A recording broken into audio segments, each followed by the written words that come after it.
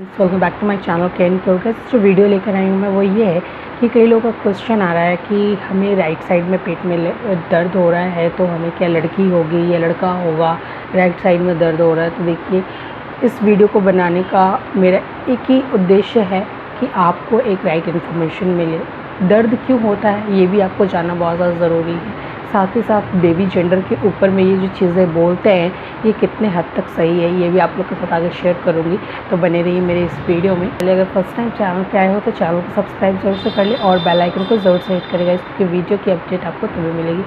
अब हम आगे बढ़ते हैं और जानते हैं आपको ऐसा होता क्यों। तो देखिए, प्रेगनेंसी एक ऐसी जर्नी होती है ना कि आपको बहुत सारी चीज़ें आप लोग के साथ लगी हुई रहती हैं। कई बार आपको दर्द, कमर में दर्द, कई जॉइंट्स में पेन, कभी कहीं पे दर्द वगैरह होता ही है। लेकिन जिस तरीके से बेबी जब ग्रो करता है ना तब आपको ये दर्द वगैरह बहुत ज़्यादा महसूस होता है, क्योंकि बेबी को घूमने की स्पेस बहुत ज़्यादा नहीं मिलती, क्योंकि आपका टमी बहुत ज़्यादा छोटा होता है। ऊपर से बेबी की जो ग्रोथ होती है, बेबी डेवलप करता है तो उसका वेट वगैरह भी बढ़ता है, तो उस वजह से भी आपको पेन वगैरह महसूस होता रहता है। कई वुमेंस को साइड टू साइड दर्द होता है, कई वुमेंस को पेट के ऊपरी हिस्से में, कई वुमेंस को पेट के निचले हिस्से में भी दर्द होता है। लेकिन इसका वैज्ञानिक तौर पे कहीं पे भी ये चीज़ मेंशन नहीं करी गई है या कि ऊपर नीचे दर्द हो रहा है तो आपको बेटा या बेटी होगा, या साइड टू साइड कहीं पे पेन हो रहा है तो आपको बेटा या बेटी होगा। ये कहीं पे भी प्रूफ नहीं है, क्योंकि ये बेबी डेवलप के साथ ये चीज़ होती है। आप देखोगे कि आपको 5 महीने तक कहीं पर भी पेन की दिक्कत नहीं है, भले और कोई दिक्कत हो लेकिन पेन बहुत ज़्यादा नहीं होता। हाँ, कमर वगैरह पे हो सकता है लेकिन पेट के एरिया पे बहुत ज़्यादा दर्द नहीं होता है।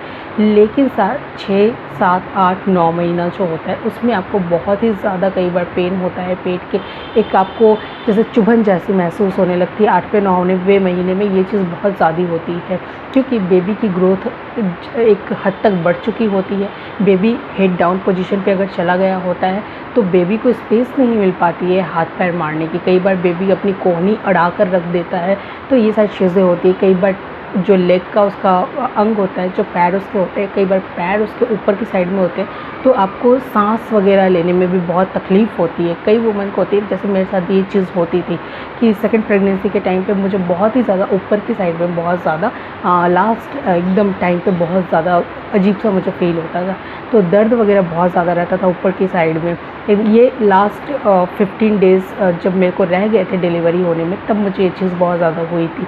तो इस तरीके की चीज़ें होती हैं। तो ऐसा कहीं पे भी नहीं लिखा गया है कि या फिर नहीं बोला गया है। हाँ, एक चीज़ ज़रूर यहाँ पे मैं और मेंशन करना चाहती हूँ। देखिए, जिनकी 2 या 3 डिलीवरी हो गई है ना, या फिर आप तरह तरह के लोगों से बातें सुनते हो, तो ये आप सुन के आपको ये चीज़ महसूस होती होगी कि हाँ शायद उनका लेफ़्ट साइड में था और बाई चांस उन्हें बेटी हो गई या बेटा हो गया, तो आप उस चीज़ को सुनकर अपने ऊपर ये चीज़ें नहीं ले सकते हो। ठीक है, पेन किसी को भी कहीं पर भी हो सकता है प्रेगनेंसी के दौर पर। ये बिल्कुल ही कहना बहुत मुश्किल है कि किसको कहाँ पे पेन था और उसके बाद उसको क्या बेबी हो गई। चीज़ें ना कहना बहुत ज़्यादा मुश्किल है, तो आप बहुत ज़्यादा इन सारी चीज़ों पे मत जाइए। सिर्फ आपको ये सोचना है कि जो भी बेबी हो हेल्दी हो, अच्छा हो। इससे बड़ी चीज़ और कुछ नहीं होती है कि बेबी हेल्दी हो और आपका होने वाला बेबी तंदुरुस्त है।